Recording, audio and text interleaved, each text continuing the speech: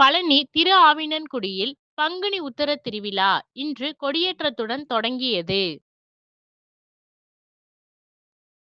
அறுபடை வீடுகளில் மூன்றாம் படை வீடான பழனி திரு ஆவினன்குடியில் பங்குனி உத்தர திருவிழா இன்று கொடியேற்றத்துடன் தொடங்கியது. சேவல், மயில் படங்கள் பொறிக்கப்பட்ட கொடிக்கு பூஜை செய்யப்பட்டு காலை 11 மணிக்கு மேல் கோவில் கொடிமரத்தில் கொடியேற்றம் செய்யப்பட்டது. தொடர்ந்து அருள்மிகு முத்துக்குமாரசாமி, வள்ளி தெய்வானை சமேதர் மற்றும் கொடிமரத்திற்கு சிறப்பு அபிஷேகம் செய்யப்பட்டு தீபாராதனை நடைபெற்றது. 10 நாட்கள் நடைபெறும் பங்குனி உத்திர திருவிழாவின் முக்கிய நிகழ்வான திருக்கல்யாணம் 6ஆம் நாள் திருவிழாவான வருகிற ஏப்ரல் 10ஆம் தேதியும், அதனைத் தொடர்ந்து அன்று இரவு வெள்ளி தேரோட்டம் நடைபெறும்.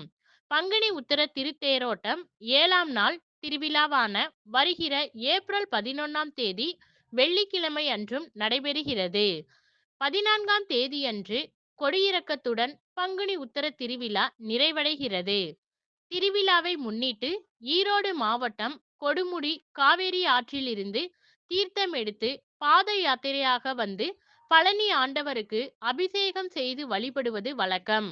முதல் நாளான இன்று காசி, கயா, திரிவேணி சங்கமம், கொடுமுடி ஆகிய ஊர்களிலிருந்து புனித தீர்த்தங்கள் கொண்டு வந்து ஆயிரக்கணக்கான பக்தர்கள் அபிஷேகம் செய்து வழிபட்டனர். திருவிழாவிற்கான ஏற்பாடுகளை பழனி கோவில் நிர்வாகம் மற்றும் மாவட்ட நிர்வாகம் செய்து வருகின்றது. கொடியேற்ற நிகழ்ச்சியில் பழனி கோவில் இணை ஆணையர் மாரிமுத்து, அறங்காவலர் குழு மற்றும் நகர முக்கிய பிரமுகர்கள் உட்பட ஏராளமான பக்தர்கள் கலந்து கொண்டனர். சனிக்கிழமை காலை 12:30 மணியளவில் கிடைக்கப்பெற்ற தகவல்.